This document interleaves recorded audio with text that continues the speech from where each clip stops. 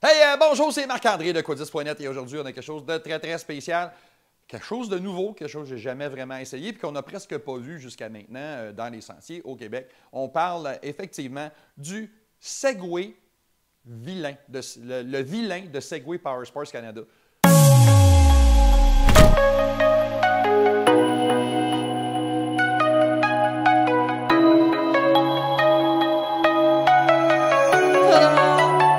Ça fait quelques semaines que je l'ai ici. Ça n'a juste pas donné que je fasse J'en ai parlé un peu sur mes réseaux sociaux, mais c'est une machine qui est assez intéressante. Je ne l'ai pas encore essayé beaucoup d'un trail. On va aller faire l'essai caméra embarquée sous peu, mais je voulais juste vous montrer, grosso modo, la machine telle qu'elle est. Et dans la tradition typiquement chinoise, parce que oui, c'est un véhicule qui est fabriqué en Chine, c'est pas apparenté du tout, mettons, à CF Moto, mais il y a des composantes qu'on retrouve dans les deux parce que les fournisseurs sont proches, puis c'est ça. On va commencer par parler moteur. Moteur ici, le moteur en arrière, c'est une configuration qui est bien particulière parce que ça ressemble énormément au moteur ProStar de Polaris. C'est un parallèle twin, autrement dit. Deux cylindres en parallèle et non pas en V, mettons, comme chez certains produits Can-Am. C'est un moteur qui est extrêmement explosif à bas régime et à moyen régime. J'ai hâte de voir en haut les tours parce qu'on a déjà essayé une configuration similaire qui était le Segway Fogelman, qui est leur version un petit peu plus utilitaire. Ça, c'est la version sport. Si on regarde un peu la forme et tout le kit, on voit que ça a été pas mal inspiré d'un manufacturier québécois. Ça ressemble un petit peu à un X3. On regarde le cadre qui est allongé.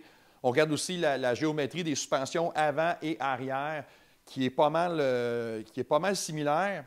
Fait que, s'inspirer d'une combinaison gagnante, c'est quand même pas pire. Ça n'a pas l'air d'un X3, mais ça se ressemble. Donc, ça augure bien. Ce qu'on voit aussi, c'est le gros frame. Le cadre, tout a l'air gros. L'assemblage est beau. Aussi, la qualité des soudures, surtout ici sur un point où est-ce que toute la suspension vient s'appliquer, vient s'appuyer. La suspension s'appuie complètement ici.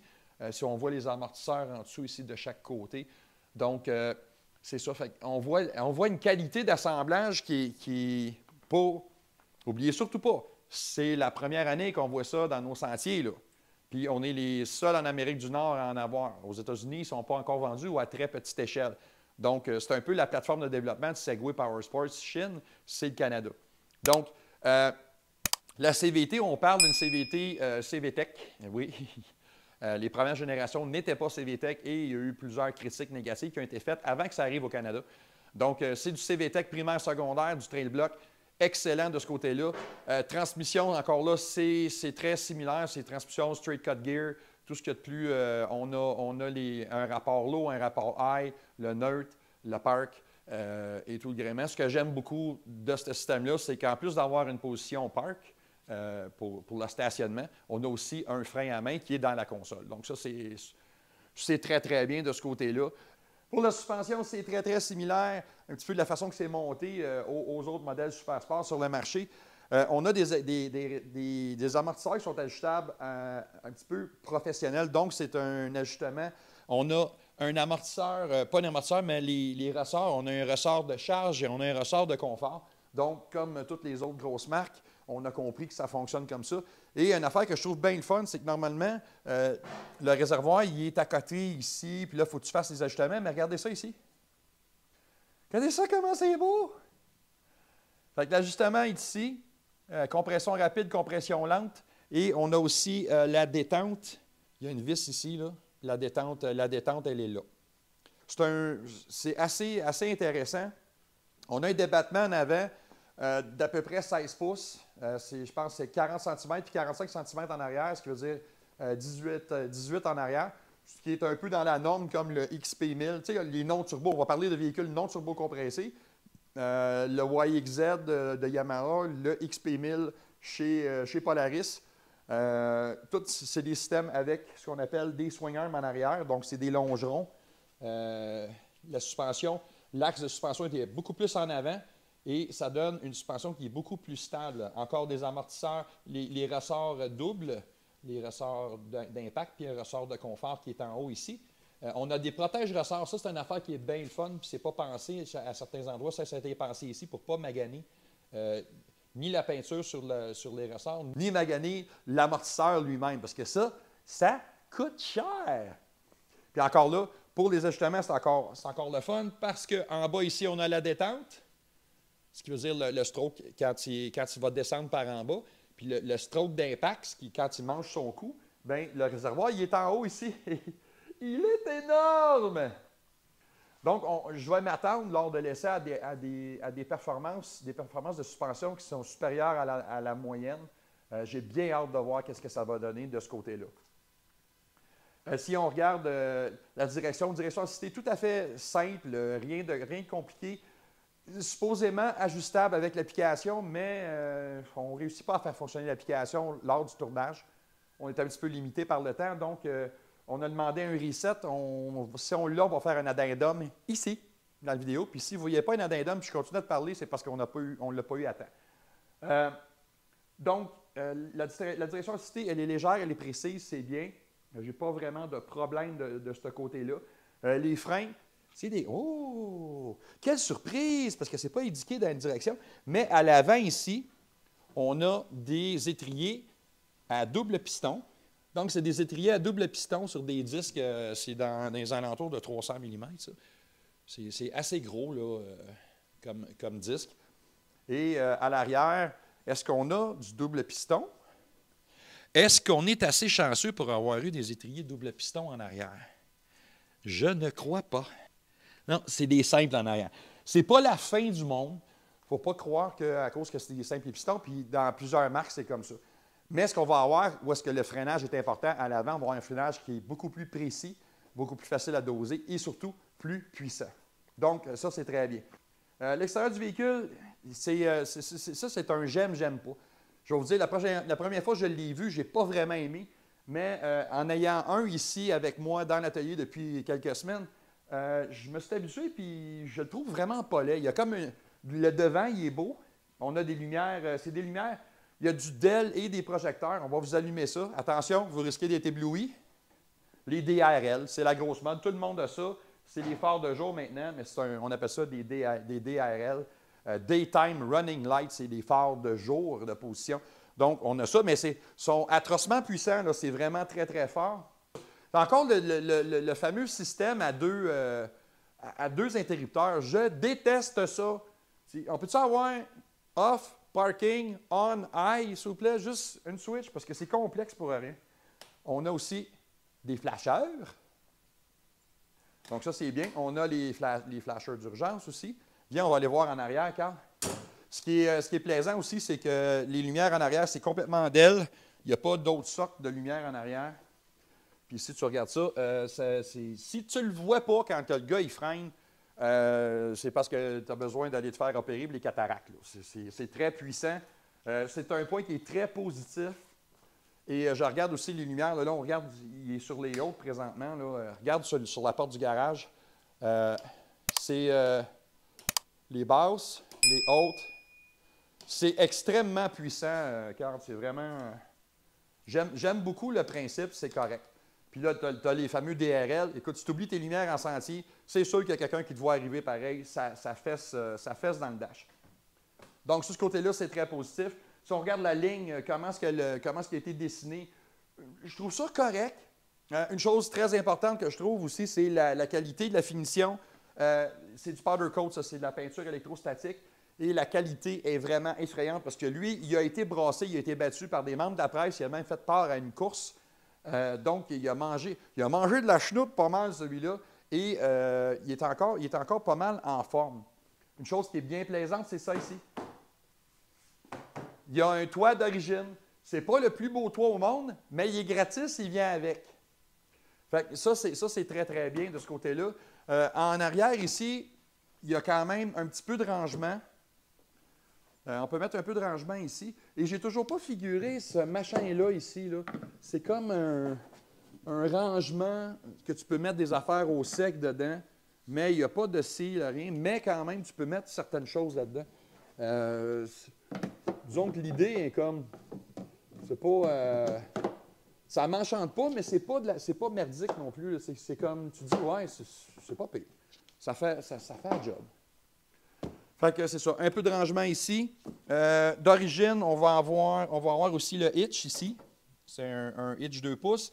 On a aussi un semblant de bumper en haut. Puis vous pouvez voir là, que ça a mangé un peu de chenoute et que ça en prend beaucoup vraiment pour égratigner le fini. Ça, c'est une affaire que je vous disais tantôt. Puis vous voyez aussi la suspension à triple link en arrière là, avec les drag bars ici. Ces 3 barres-là de chaque côté. Ce qui fait que cette machine-là devrait être capable de performances assez intéressantes, surtout dans les grosses bosses, les roches et ces choses-là. Ça risque d'être vraiment bien. Puis pour mettre toute cette puissance-là au sol, les 105 chevaux, ça c'est la même puissance d'ailleurs qu'un Commander, un Maverick Sport, le RZR 1000, le RZR 1000 XP 1000, qui est dans la même catégorie, dans le Super Sport non turbo. Donc, on va avoir une machine qui rivalise quand même. Puis là, on roule sur des pneus de 30 pouces. C'est des pneus, ça ressemble à des Bighorn, et ce n'est pas des Bighorn, c'est par la compagnie Wanda. Et en été, ça devrait être très bien. Le seul problème, c'est qu'en hiver, la gomme est extrêmement dure. C'est un pneu d'entrée de gamme. Mais c'est un radial 8 plis ultra résistant, donc ça devrait être très bien. Puis un autre côté bien le fun, c'est que ça, c'est pas juste une décoration verte, c'est ce qu'on appelle une roue beadlock, une roue à arceau de sécurité. C'est une roue qu'on peut complètement démonter le pneu simplement en défaisant les boulons qui sont ici. L'avantage de ça, c'est qu'on peut réparer une crevaison majeure par l'intérieur dans les sentiers, puis reprendre la route. Si tu te fais couper long de même, si tu as des patchs avec toi, tu es capable de te patcher dans le sentier, puis de repartir si tu as un compresseur. Là. Fait que ça, c'est très bien. Mais c'est un pneu qui est assez résistant.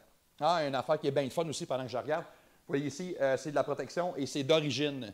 Donc, la protection des bas de caisse, c'est d'origine. C'est encore aussi gros que la cage en haut et qualité de peinture électrostatique excellente. On va passer maintenant à l'intérieur. La première chose qu'on remarque, c'est qu'on a des sièges ajustables gauche et droite. Ça, c'est un côté positif. Et le degré d'ajustabilité est quand même très bien. Donc, une personne de plus petite stature est capable de facilement conduire ça. Les choses qu'on remarque aussi rapidement, c'est que le véhicule est muni d'une plug de type allume-cigarette. Et bravo, parce qu'on a aussi des ports USB, parce qu'on a tous des téléphones aujourd'hui.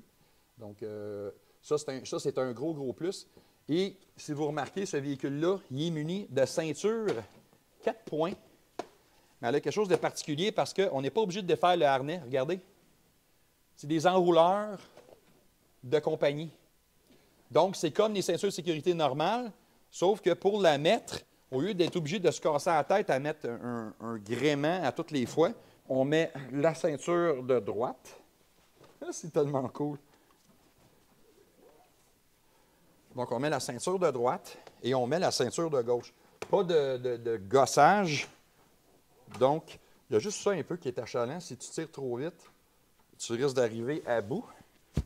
Et ensuite, vu que je suis rendu un gros patatras, il faudrait que j'ajuste ma... Ah, c'est facile d'ajuster en plus. OK. Alors ça, j'aime ça. Donc, on peut ajuster les ceintures d'en bas en tirant ici. Fait qu'on peut se lousser.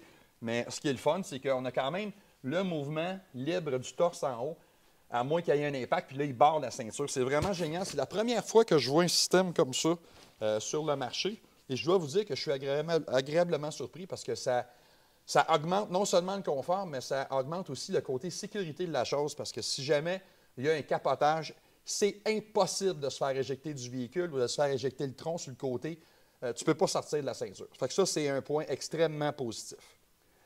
Si on vient, le confort des sièges, c'est ferme un peu, mais je ne déteste pas ferme après quelques temps. C'est le fun quand c'est mou, mais après quelques temps, surtout en été, tu commences à avoir la chaleur qui rentre là-dedans. En étant ferme de même, je crois que ça, à plus long terme, il doit y avoir peut-être d'autres ajustements, mais c'est comme un bucket. Pour les grands comme moi, c'est un petit peu sec.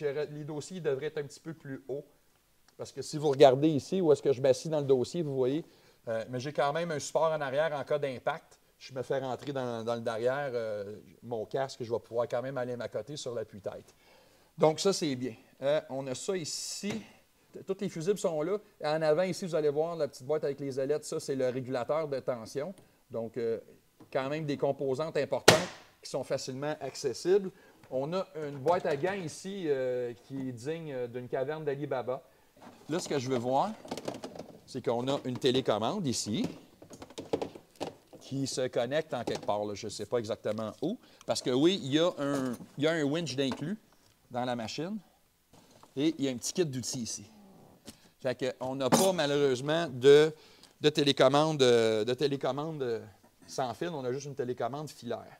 Si on s'en va un petit peu plus loin, au niveau du passager, on parlait des sièges tantôt. On parle de l'ajustement des sièges et tout ce gréement-là. C'est les prises pour le passager. Il y en a une prise ici et l'autre prise est dans la porte. Donc, il n'y a pas de prise en avant près du tableau de bord. C'est vraiment très facile et convivial pour vos passagers de prendre place à l'intérieur et d'avoir une prise ferme sur le véhicule. Une autre chose qui est bien fun, c'est que ce véhicule-là, c'est un vrai 4x4. Donc, c'est un 4x4 qui se barre en avant de côté mécanique. Il n'y a pas d'électronique là-dessus. C'est électrique, là, la commande est ici. C'est un peu simplet comme système, mais si on le regarde comme il faut, si tu trouves la façon, parce que ça, c'est 2 roues motrices, 4 roues motrices, tu tasses ici, comme ça, tu es 4 roues motrices barrées. Donc, très, très simple comme système. Et une autre chose ici à l'intérieur, on va avoir à on. Donc, on a le mode sport et on a le mode, il me l'indique-tu? C'est le mode sport puis le mode économie. Le mode éco, dans le fond. Probablement qu'avec le véhicule, hein, il est fort, lui. Fait que, on va le faire démarrer. Si on met le mode sport. Donc, dans le téléphone, dans le dash, ça ne paraît même pas. Fait que je suis un petit peu déçu. Tu sais, tu as un beau dash, même quand tu décolles. Regarde comment c'est beau. C'est vraiment le fun. Ça, c'est vraiment plaisant en passant à l'intérieur. On a énormément d'informations dans un écran. Souvent, les écrans sont plus petits maintenant, puis là, tu as un piton ici, un piton là, puis nanana. Fait qu'on a la vitesse, on a le voltage, on a le kilométrage, on a si on est en mode 4x4 ou pas, c'est ici. On a aussi le trip ici. On a 52 km qui nous dit qu'il nous reste d'essence à l'intérieur. On nous dit aussi si le PS, le power steering, est à l'assistance low, medium ou high. Donc, on confirme que ça s'ajuste avec l'application parce qu'il n'y a pas de bouton à l'intérieur ici pour l'ajuster. Et on voit aussi la position de la transmission. Regardez ça, comment c'est beau. C'est très plaisant. Et on a le break à bras qui allume à droite ici. Oh, là, il faut faire attention parce qu'on va se ramasser en bas de la table. Puis, c'est ça. Non, c'est quand même très... Moi, j'adore cet écran. Cet écran-là, je l'adore. Par contre, celui-là, c'est la même critique que je vais avoir que j'ai eue sur tous les véhicules Segway. Comme là, on a essayé de suivre les instructions telles que prévues. Merci d'ailleurs à Escape qui nous ont dit exactement c'était quoi le problème puis qu'il va falloir qu'ils nous règlent ça. Donc, parce que là, il y a plein de choses. Ce qui est plate, c'est qu'on ne voit pas les choses, mais il y a un radio, puis je trouve ça lent. Je trouve ça vraiment très, très lent. Il y a un radio, mais il n'y a pas d'haut-parleur. Mais là, c'est un haut-parleur, puis tu es capable de syntoniser la radio, ça fonctionne. Là, tu peux jumeler ton téléphone. Là, je ne sais pas s'il voit encore mon téléphone, mais tu peux jumeler ça. Tu as le GPS, mais le GPS ne fonctionne que s'il est relié, parce qu'il n'y a pas d'antenne dans le système. Il faut que ce soit connecté sur le téléphone. Donc, la raison pourquoi ça ne marchait pas l'autre fois avec le Fogelman dans l'autre essai, c'est parce qu'il n'était pas connecté à mon téléphone et je ne suis toujours pas capable de connecter mon téléphone avec. C'est important, si vous achetez un véhicule comme ça, de vous assurer que votre concessionnaire configure votre téléphone avant que vous partiez parce que moi, je suis comme un expert dans le domaine et si moi, je n'ai pas réussi à le faire, les chances que vous réussissiez sont quand même minces. Puis là, ici, il y a un dernier display ici. Là, ça donne les angles, la puissance moteur, la vitesse, l'accélération en G et aussi le couple moteur. Tu peux le ramasser sur une moyenne de 20 km, de 10 km ou de 30 km. Ça, rendu là, c'est un peu de la bébelle. Les fonctions, si le GPS fonctionne tel qu'annoncé, tel qu'on m'en parlait chez Escape, si ça fonctionne, super cool. On a un GPS intégré, c'est le fun. La seule chose, c'est que c'est impossible pour le moment d'avoir, mettons, iQuad là-dedans. Par contre, l'écran, il est beau, il est clean, mais les temps de réaction sont excessivement lents. Le CPU là-dedans, il doit être 3-4 générations en arrière parce que ça ne doit pas coûter cher. Malheureusement, même si on m'encourage fortement d'essayer d'en parler en positif, je ne suis pas capable. Il y a un modèle en dessous de ça qui est moins cher et qui n'a pas cet écran-là dans le milieu. Moi, je vous le recommande fortement jusqu'à temps que Segway ait amélioré ce côté-là. Parce qu'il ne faut pas oublier une chose, Segway sont sur le marché au Canada simplement depuis 1 an. C'est un nouveau joueur et ce qu'ils ont réussi quand même à acquérir, parce que je vais vous dire, le Fogelman, qui est l'utilitaire, j'ai bien aimé. J'ai testé aussi le Snarler, qui est leur VTT, qui malheureusement n'a pas passé la note pour la simple et unique raison. C'était la pire CVT que j'ai jamais eue. Mais c'est maintenant une chose du passé parce que c'est maintenant des trail blocks de CVTech qu'il y a dedans. Fait que je vous promets un essai sous peu. J'ai bien hâte de vous faire part de mes impressions lors de l'essai caméra embarquée. Ça regarde bien parce que les performances, la suspension et toute la kit, d'après moi, au niveau de la machine, au niveau mécanique, suspension, direction, c'est quand même assez bien. Le seul gros bémol, c'est l'écran central. C'est vraiment pas au point et ça ne vaut pas l'argent dépensé pour le moment. Donc, je vous invite, si vous aimez qu'est-ce qu'on fait, s'il vous plaît, le pouce en l'air, c'est toujours très intéressant pour nous. On aime beaucoup le pouce en l'air parce que ça nous montre que vous aimez ça, vous aimez ce qu'on fait. Donc, j'apprécie énormément. Et abonnez-vous à la page que vous voyez ce contenu. Si vous êtes sur YouTube, abonnez-vous à YouTube. Si vous êtes sur Facebook, abonnez-vous à notre page Facebook qui est quadiste.net. Puis, vous pouvez vous joindre à nous si vous voulez me parler. J'ai un groupe sur Facebook qui s'appelle quadiste.net, quad côte à côte. On est à peu près 25 000 personnes là-dessus, de tripeux, de quad, comme vous, de la francophonie. Donc, moi, c'est Marc-André. Derrière la caméra, là, c'est mon chum Carl. C'est ça. Et c'est mon chum Carl qui est là. Et nous, c'est quadiste.net, une filiale de Power Sports Québec. On se revoit à la prochaine.